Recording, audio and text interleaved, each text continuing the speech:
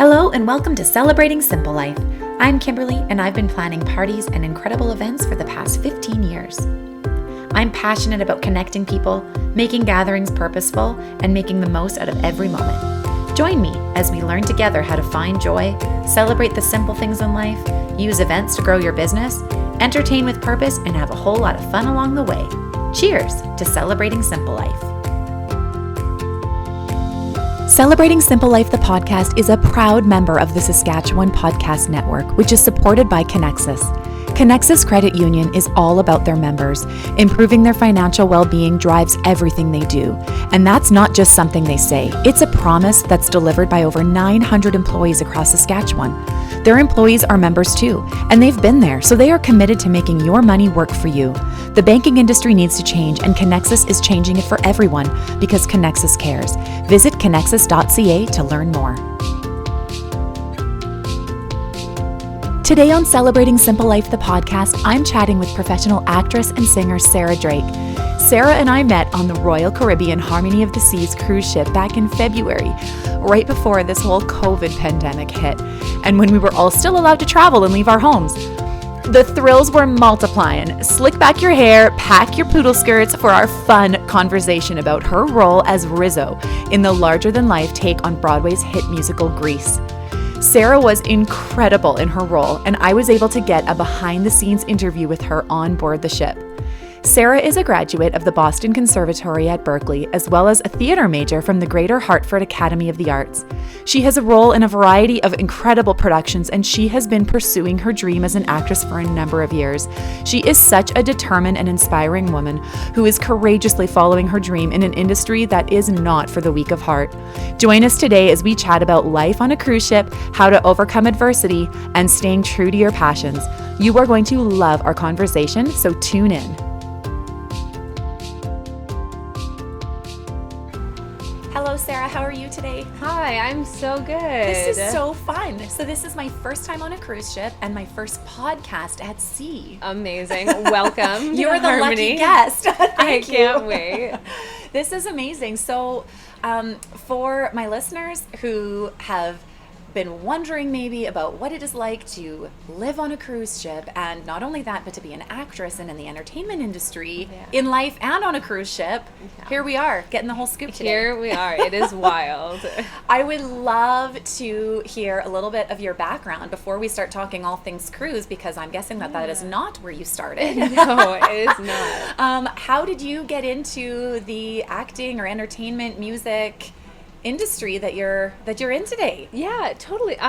So I started acting and singing when I was a very little girl, as like most stories start. You wanted to be a celebrity. Oh, yeah. of course. My daughters do too. That's why I can say that. And you like don't want to crush their dreams, but it's inspiring to see somebody that is making a career of being an actress. That's at least like trying to make it work. Yes. Absolutely. But I did my first show was Footloose when I was a kid, and I was 13 and my opposite was 19, and that was my first kiss, and it was very. How did your mother feel about this? I mean, honestly, she was shocked, but she's like, this is what I'm gonna have to get used to. She wants to do this. Time to start getting used to it now. Absolutely. But then I went to an arts high school on top of that, and then I went to the Boston Conservatory for musical theater for 4 years, and then just kind of came out of that auditioning and living in New York, and it's been a wild ride. Wow. Yeah. So in the process of you like being a child when you were younger and getting into these types of productions, did your mom support what you were doing and just like help you? How did you actually get to the place? Like, did you just find places that were auditioning, or did you have an agent at that age already, or how did you do that? Yeah, well, so my parents are the most supportive people in the whole world. They are the best. They're actually cruising this week. Come on, they're here. Yeah, so I think they're like eating at Park Cafe. Come on, probably. I love that. But yeah, so they're so supportive, and they sent me to college, and they put me through all these like art schools, and were in dance classes and in extra acting classes. Like helped you feel lessons. like you can do this. This is possible. Absolutely. And yeah, I didn't have an agent when I was that age. I did a lot of more like community theater when I was growing up.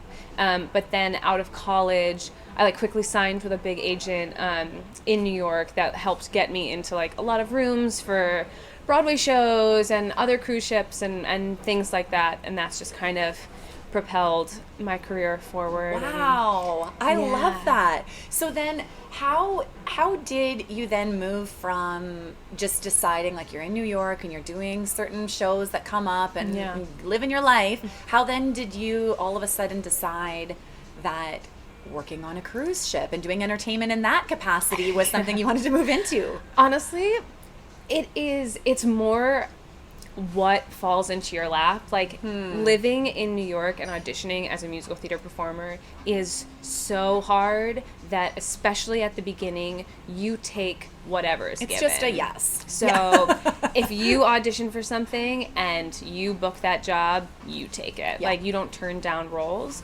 And so that's how I kind of first got into like Royal Caribbean and cruise ship life. I had also heard, it's really great money. It's about on par with Broadway shows. Right. And then I saw my first cruise ship production of like an actual book musical. And I was like, oh, wow, this is Broadway caliber. This is so great. It would probably be easy to imagine that you're like, oh man, like, is this really going to be the type of show I want to perform in? Yes. Yeah. Because there's still such a stigma with cruise ship performing, especially in the theater community, that it's on a lower rung. Right.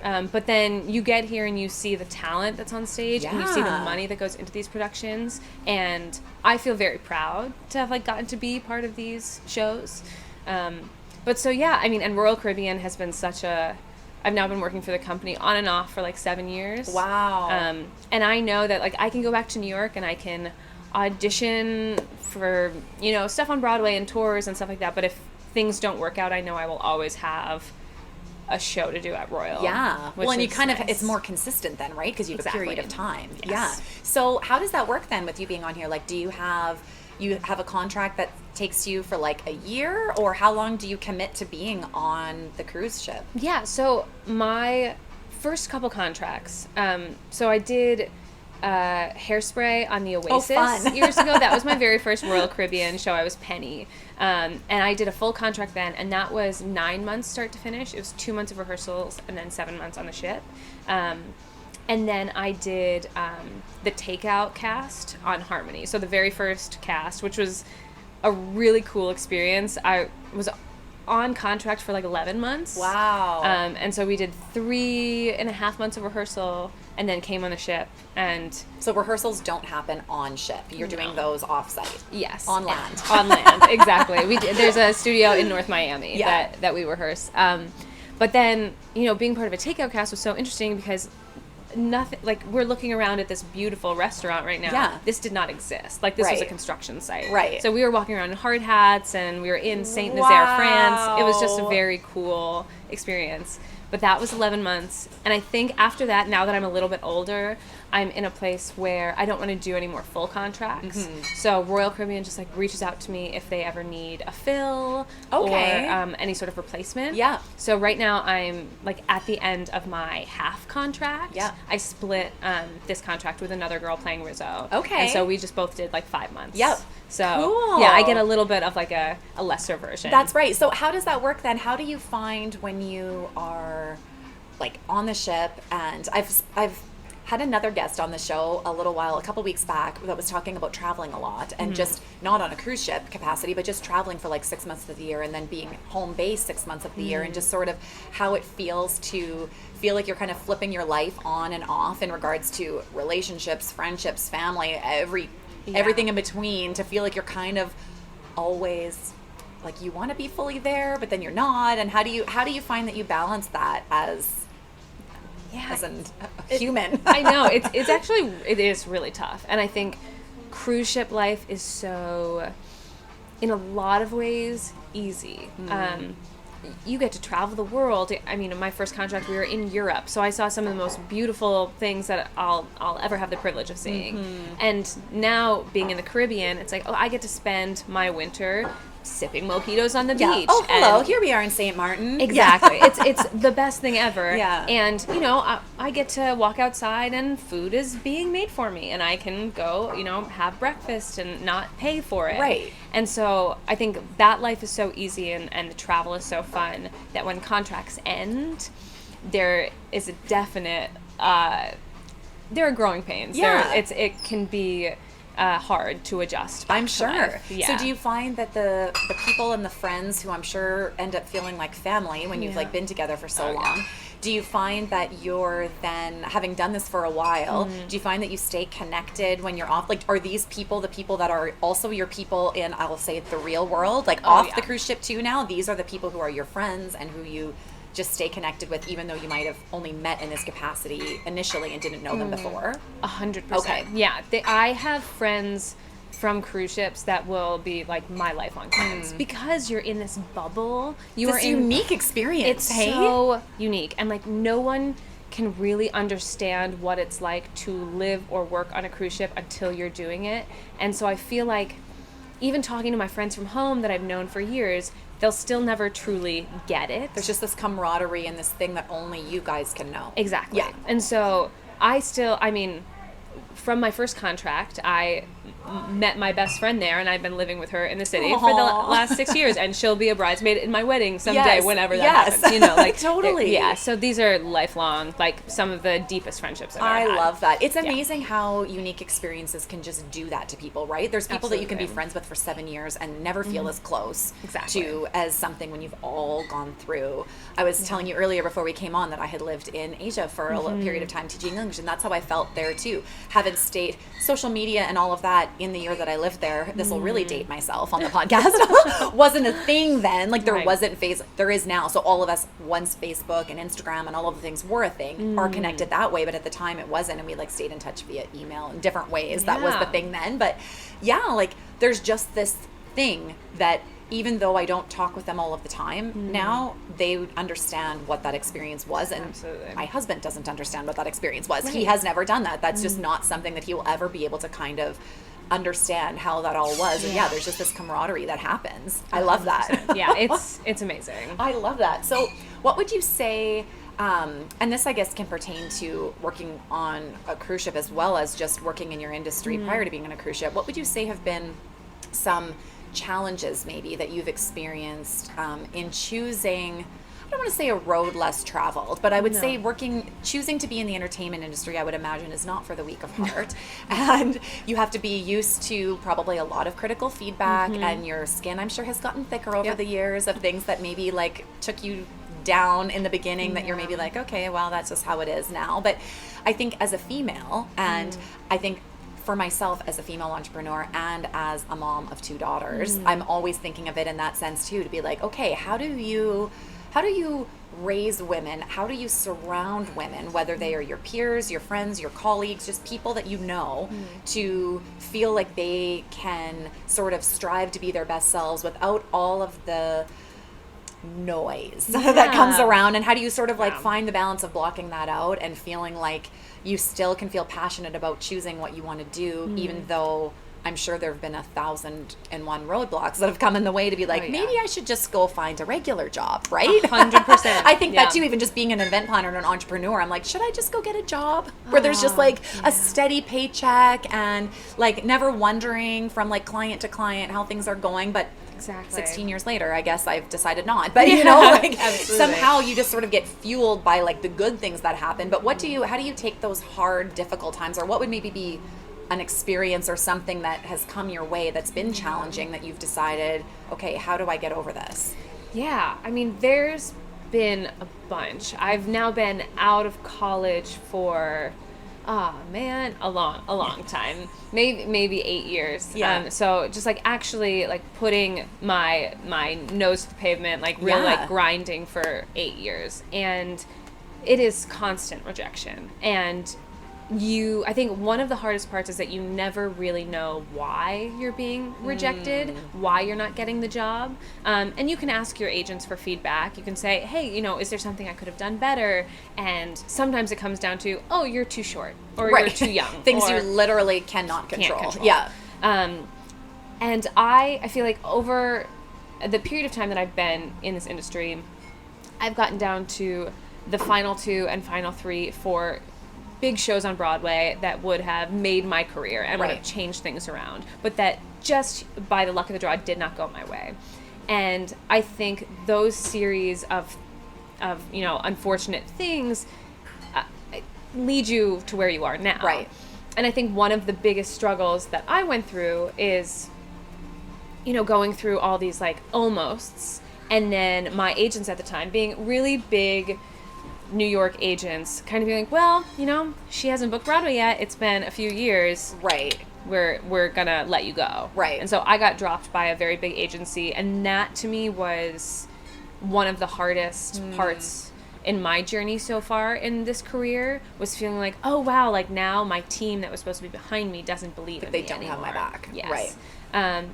But ultimately, I'm of the mindset that like, well, I've put this much effort into this career. I've made a lot of money. I've been able to support myself. I've been able to be in amazing shows. Like, I have to pick myself up by my bootstraps and keep plugging away, because this will be all for naught if I just kind of let that go. Well, and ultimately, you love it. I love it. Right? Like, it's it. one thing when you're sort of feeling down and feeling like things around you aren't going well, and you're like, well, you know what? Maybe I really don't feel into this as much as I used to. But that, to me, is sort of the make or break, right? If you really love it, then you're sort of okay with that struggle that comes up, and you're okay with not being on top of it all, because regardless, you're still having the time of your life. Oh, absolutely. Right? And I feel like I am my healthiest, happiest version when I am in a show. I don't, and the thing is, we're all going to go through periods of time where we're not working, where we are just auditioning and waiting tables for people that have no idea how talented you are. Totally. And don't know how to talk to servers. Yeah. That's another big thing,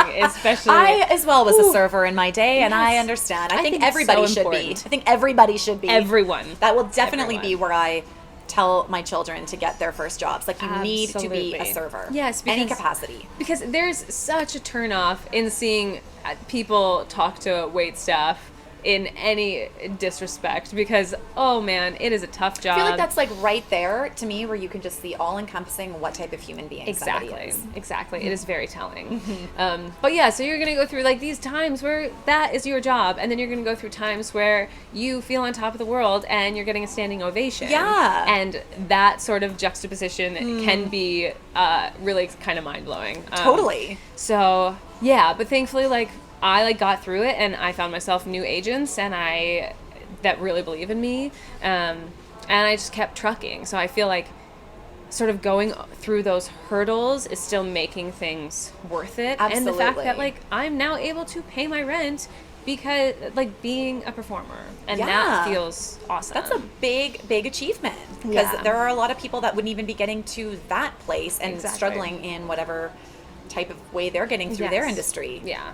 That is amazing. Yeah, that feels good. That feels good. I love that. So again, I guess on the flip side of that then, what would you say would be, I mean, you've addressed this a little bit, but what would you say have been some of the most rewarding parts of the opposite side of rejection? Yeah. What would be some of the moments or highlights that you would say for yourself personally that have come to you that have just been like, wow, I can't believe that this is my life? Yeah, so kind of what I touched on, it's standing there at the end of the show, and I was talking about this with a friend that I'm in the show with. There's something about applause. It is very silly, but when you see people jump up for you when you come to the end of the stage to take a bow, there's something so heartwarming that like gives me shivers even thinking about it, that it's like, oh wow, they connected with the story that I was telling. Like, that feels amazing. I just entertained them for however long. Yes. Yeah.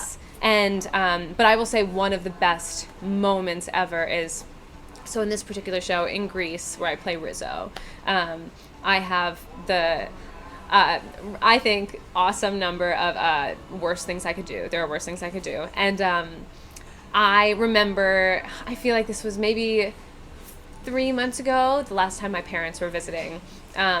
But I was at the end of the song, and I caught my dad's eye. Nope. And he was sobbing, like 3 or 4 rows back in the center. And that, to me, was like, oh, okay, this is why I do it. I'm making my parents so proud right now. Totally. Even though this is not the conventional journey. Right. That's what it's about. Yeah. So, yeah. That is so great. Yeah, and he's not a crier. If you saw him, you'd be like, what? But you're like, look away, look away. I know that was a tough moment to get through, but it was one of that is so favorites. beautiful. I love that. So okay, let's just touch on Grease a little bit here, since Sure. you're referencing this now. Yeah. We just in the last, I mean, I have seen Grease many times in the varieties of types of shows, from movie to Absolutely. theater to everything in between. But my kids saw it for the first time, just watching the original Grease. Wow. That we were watching a movie at home, and in preparation for coming on this trip, because Love I was that. like, maybe just in case they don't know the story, because they are younger, like, let's watch the story so that you can at least be putting it together, because my oldest daughter is musical theater in all capacities. That's like her thing. So she was very excited that Grease was the show that was coming on. So we watched the movie just so they could get the storyline. And there was definitely in the original. The original is very, I wouldn't say it's necessarily a children's movie, to be quite honest. So we're like watching this, and we're like careful with what they watch, but we were like watching with them, and we're just explaining certain things. But Rizzo, for one, was the character that was like, oh, she's got some spice to her, which I knew, but them watching it, we're like, ooh, you could like see the wheels turning of like what being a bad girl was like. And so how do you feel for yourself? I mean, we've only just met, so I don't know you. I don't know you from before, but I would imagine that Rizzo wouldn't maybe be your, just from meeting you, your natural character in life. It's funny you say that. A lot of people have been like, I don't get it. You're so nice, but you're so mean on stage. It's like, it's because I'm really good at what I do. Exactly. You just gotta act. So was Rizzo, I mean, so you accepted the part of Rizzo. Do you feel like there's things about her character that you can relate to? Totally. I think at the end of the day, Rizzo to me is not just a mean girl. It stems from such deeper stuff, and she is just insecure and battling a lot of demons. Yep. And so her walls come up, and she's a very guarded person, and so I think that can read as mean. Yep. But where it all stems from is like a very human place. And I think we all have a little Rizzo in us. Agreed. And me probably a little more than others sometimes, on a good and bad day. I'm a Gemini, so I have... So am I. No way. I love That's that. why we're connecting. I think so. But it's just to have that dual personality. It's like I do really... I love her, and I love playing her. And I think because I'm used to being, especially working on a cruise ship, you have to have your game face on all the time, living where you work. I can't, walk to the restaurant or to go have breakfast and be in a bad mood. Right. Because people might recognize me from the show. Yeah. So my smile is on. If people want to talk to me, I will talk to them until the cows come home, because that's part of the gig. Yep. And so I think being able to play Rizzo and let out a little bit of aggression and sort of negativity that I don't wear on my sleeve, there's something almost therapeutic about it, that it's like, okay, like now I get to kind of like really sink into a bad, like edgy role, and it feels good. It's really fun. I love that. That's great. Well, and I feel too that her character, probably out of any, has sort of the biggest transformation throughout the performance. Totally.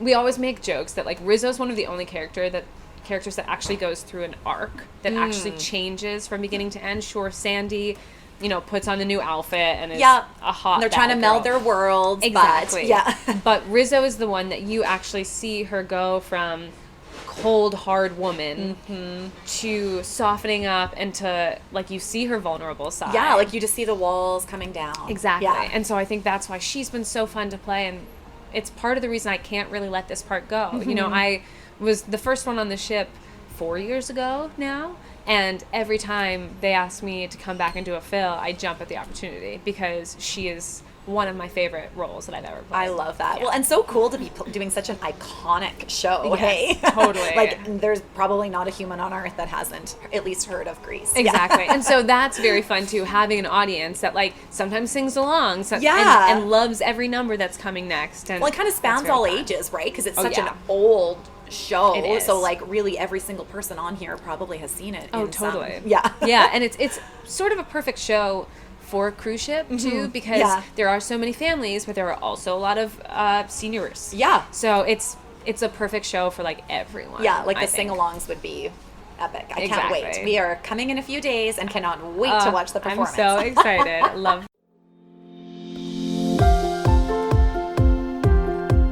There is so much uncertainty in the world right now, and while gathering and coming together needs to take extra precautions and in a lot of cases, a temporary hiatus right now, this doesn't mean that we still can't connect in unique ways to keep our relationships and connections strong. If you are on the lookout for a creative way to cheer up a friend, show your significant other, bestie, coworkers, and special people in your life that you care, I've curated adorable, delicious, and unique candy grazing boxes for you to ship out. A beautiful, delectable candy grazing box can be shipped right to your door or as a surprise to a friend's door on your behalf. Free delivery in Saskatoon and shipping available across Canada. And because we could all use a little more joy right now, you can get an exclusive code to receive 15% off by typing CELEBRATE15 at checkout. You can click right from your home at celebratingsimplelife.com and use the code CELEBRATE15 because today is a great day to celebrate. The cruise ship even. This is just a portion of your life. This is not all of you. What would you say in just living your day-to-day in New York? Like, what types of things, when you're not auditioning and you're just living your life, what would be the types of things that you do that inspires you, that makes you feel your best self when you're not in shows?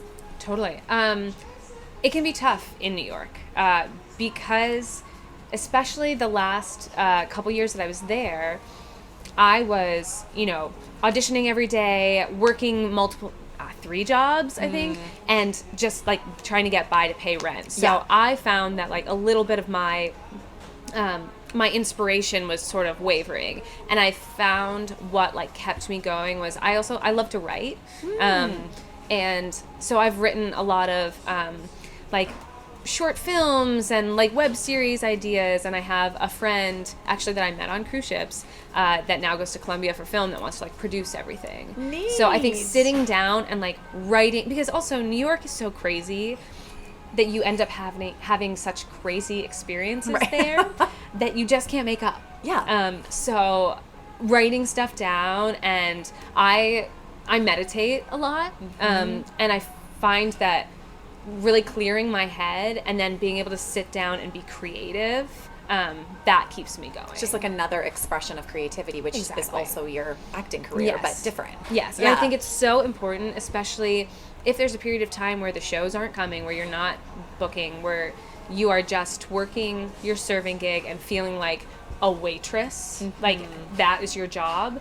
I think it's so important to find other areas to be creative, to like get that out so you can still feel artistic. Yes. And you can still feel excited when you do get an audition to be creative and to like really delve into the character. And I just think being creative on your own time in other ways is the most important part. I love that. Yeah. I love that. Gotta write. That's my main That's so thing. great. Yeah. Well, perhaps we will see some of your films coming to light. Who knows? Way up in Canada. Yeah, I mean, hey, you never know. Right? Yeah. Well, the Toronto Film Festival, that's like close to New York. It's true. Yeah. It's very close. So who knows? It's all a hobby right now, essentially. But I think it's been really But vital. neat to see how it kind of connects with the rest of your world too, Yeah. right? Because it's a similar type of thing, just a different process and a different way of bringing your creativity to light. I love that. That's amazing.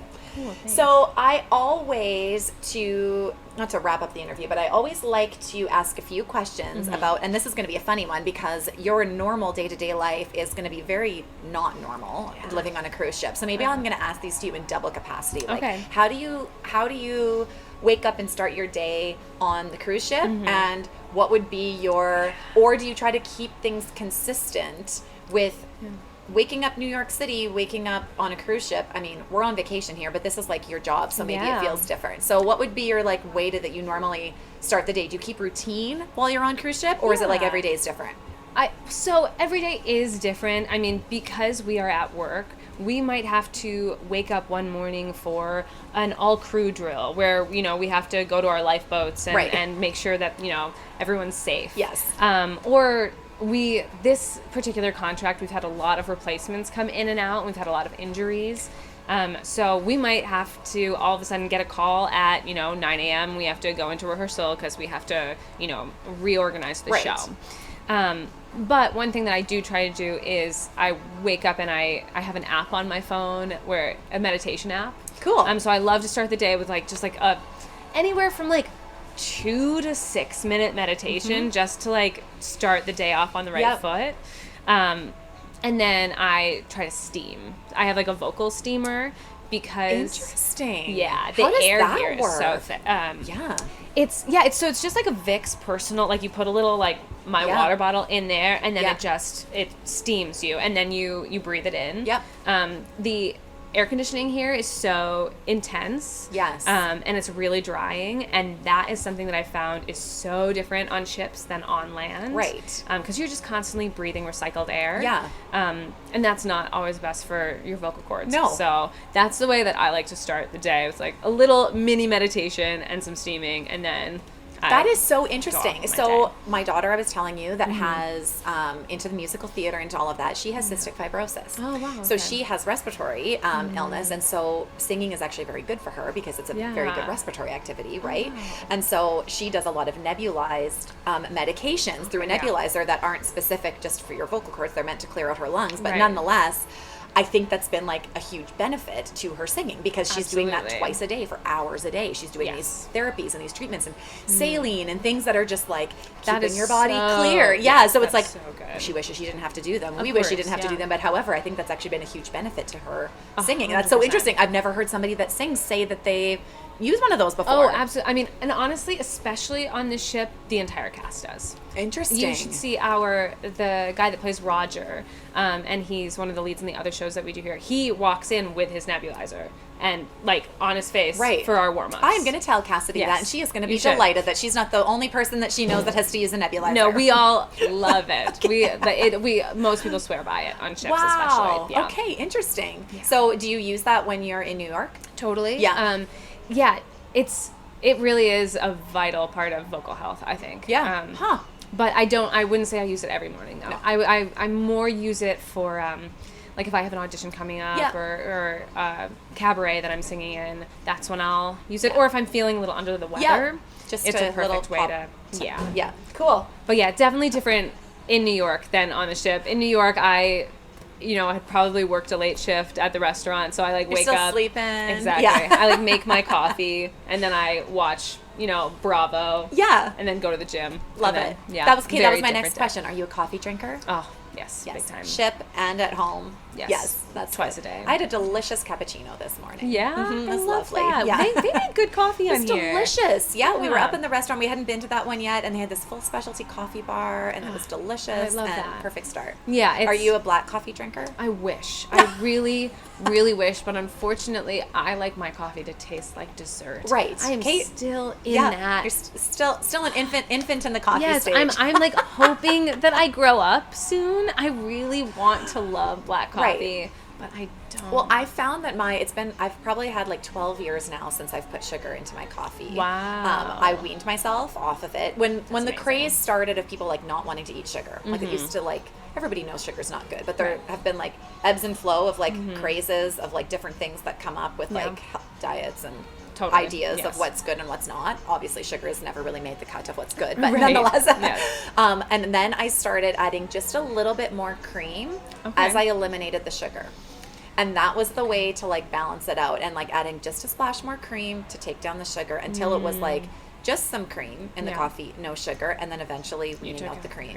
And now it's not even a treat for me to drink. Even if I was I am going to treat myself to a Starbucks caramel macchiato with extra pumps of. I'm nope, don't even wish for it. It's tastes not good in my mouth. Wow. Yeah. I can't wait until I'm there's there. a little tip for you, just a little down. However, you probably try to not drink very much milk on your singing days, maybe. It's true. Well, I don't drink any real milk, but thankfully they have all the alternatives. Yes, they put have some the almond, something in there. Exactly. That was my thing, and it totally worked and got the sugar fully out. Okay, yeah. I will definitely slow and steady. Yes, I will consider that soon.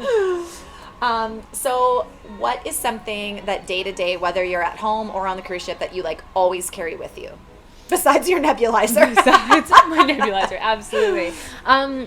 Well, it sounds a little silly, but hand sanitizer. I am a germaphobe, and I'm so intense about not getting sick, especially like you never know when an audition's I knew we were going to have lots in common. Yes. That's exactly it. And I have been beyond pleasantly surprised as to how serious business Royal Caribbean takes sickness. Everything's been going on in the news and things coming up, and we've been a little bit nervous about especially having a child that has a chronic illness, like taking her on we travel a lot, but there was something about being on a ship, and again the circulated air and all of that, which is different than when you're like somewhere else that you're not with the same bodies for this period of time, that I was like, okay, I'm just gonna out of sight, out of mind this, because we need to just live our lives and not live in a bubble. But they've been amazing here. Oh yeah, it's incredible. I think if more of these serious implementations came into schools and public facilities where you like can't eat until you've washed your hands, like what a concept, right? I think so many people would be less sick in the real world. I know. I think it's amazing. But then it kind of stinks when you go back to New York and it's like, you don't have a hand sanitizer thing. Totally. Where's your station? Yeah. Exactly. So that is why I have hand sanitizer with me all the time, especially in New York. New York is so gross. Right. The subway is just walking down the street, like everything is gross. Yeah. So smart. Yeah, I make sure I'm always prepared. Disinfecting myself. I love that. So what would you say is one, you talked about your meditation already, but what would be something that you do for self-care? I know there's a lot of talk about self-care recently, and that can be like 1,000,001 different things to different people. It doesn't have to be the same thing, but what is something that you do, I would imagine, especially in living the life that you do, where you kind of feel like you have two lives sometimes coming back and forth, that you do for self-care? What's something that you enjoy doing, or something that you do besides your meditation that's just for yourself, that makes you feel more like you and invigorated even in the hard times? Yeah, so I mean, I guess a couple different things come to mind. One thing that I do a lot here especially is, so I bought myself a little Bluetooth speaker for my room, for my cabin, and I make a playlist of some of like my favorite songs that just like make me feel good, and I will sit by myself and just listen to good music. That is one thing that I love doing. I might throw in, I know this is like classic self-care, but I might do a face mask while I'm doing that. I have like a little like pore sucker that gets all the dirt out of my face. Like, and I just like treat myself to like a good day. When I'm back in the city, my self-care routines though focus a little bit more on exercise. I love group fitness. I do like Barry's Boot Camp, which is like a running or Soul Cycle or Zumba even. I just really love being around other people and working out. Or I just take really long walks. I think it's so important to like move your body. Whereas here, when I'm doing the hand jive 1,000,000 times a week, the gym is a little less of a priority because I'm already burning so many calories that I don't feel like I need to go as much. But yeah, so I think definitely like music and like the classic self-care stuff, but also working out for me, like getting cardio, getting those endorphins. That to me is vital for my mental health. That's a great idea. Oh, and I feel like it's so simple. I feel sometimes when you're like not feeling good and you're in your head about it, or not sure how to get out of the funk that you're in for whatever reason that might be, that it's sometimes something so small, like listening to music is not something that anybody can't do. Like anybody can do that. Anybody can throw on a little face mask. But sometimes I think, I don't know, busyness of life or other things, you're just like, oh, I shouldn't bother taking time for that. Like it's not important, when something so small can actually make such a huge difference to your day. And it is important, I think. And then it's even, if I can't sleep here, it's like, well, maybe I just need to go for one walk around the jogging track and just, like get my breath moving through my body a little bit, and then I can fall asleep after. Like it's so it doesn't feel like it would be a big deal, like just taking a lap around the jogging track. It's not even half a mile, but there's something so important about just like moving your body and taking that time and for I think yourself. Listening to yourself, right? Like just listening to what it is that you need. You sometimes don't know why you're not feeling right, or you're off or whatever, but just listening to yourself rather than thinking you should be doing certain things or not doing certain things. Hey? Yeah, it's so true. Water too. Oh, Water is so, people don't realize how important water is. When you like get a headache or something, like I feel like I heard once that there are 3 things that you could need if you have a headache. It's either sleep, water, or food. Yeah. And water so often like just makes me feel so much yeah. Or you better. think back, you're like, when was the last glass of drink? I find when I'm off Exactly. routine, like even on holidays here now on the cruise, definitely have not been drinking enough water, even though it's so nice and warm here, and at home it is less than desirable. cold. Yeah, totally. But yeah, I haven't been drinking enough. But when I'm at home and I'm sitting in my home office and I'm have my normal routine for my day, I almost always drink enough water because it's just part of my habit. But here you're like off your routine and things are different. I'm like, did I even drink like one little bottle of water all day? Totally. It's bad. Yeah. But you're right. I love that. So finally, if you could leave one piece of advice for somebody listening who's thinking about dreaming of doing something, or doesn't have to be in the acting and entertainment industry, but just something that they're putting their mind to and dreaming of it, but trying to just not let the self-doubt get in the way of actually saying, yes, I can do this, and really going for it, what would be a piece of advice that you would leave my listeners today? I mean, it's kind of twofold, but the most important part for me would be to just, and this is going to sound a little cheesy, but it is the truth, like never give up. There are going to be so many roadblocks and so many ups and downs and good days and bad days. And I've always been of the mind that like, if I never stop trying, if I am, still auditioning and still trying to, be an actress when I'm 80, it's going to happen eventually. Like it will work out if you never stop trying, if you never give up. Kind of the what you put into it, and if again you're passionate about it and you enjoy it, like the journey is sort of half the piece, right? Exactly. Like it's not just about getting somewhere, because then what?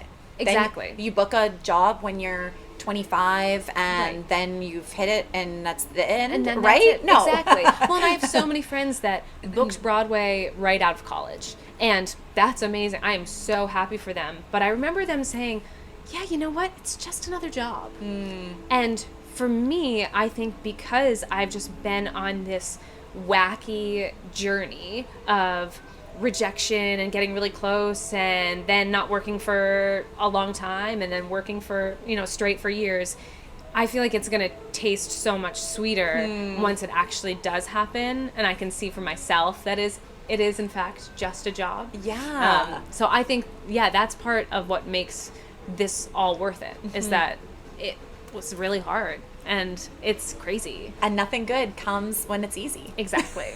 So, that's amazing. I love that. Well, we are so excited to see you in the show in a few days. Thank you so much for sitting down with me. I appreciate you taking the time, and this has been so fun. So fun. Cruising and chatting and hearing about your world. Yeah, it's a crazy world, but it's really, really fun. Amazing. Well, I will tag your Instagram in the show notes so people can follow along on your journey and Royal Caribbean and all the shows coming up. And thank you so much for meeting with me today. Amazing. Yay. Thank you. So good to meet you.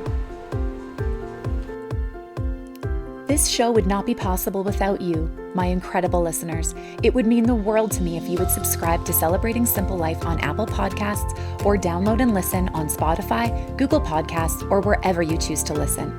If you really want to make my day, leave a review. These reviews, ratings, and sharing screenshots of podcast episodes that were engaging for you on your Instagram stories, and tagging friends that you think should hear the episode too, really helps the podcast grow. It makes me so happy that I often select reviews to read on the show, and if yours is chosen, you will receive a special gift from me. Thank you for being a part of my mission to connect stories of business and life. Cheers to Celebrating Simple Life.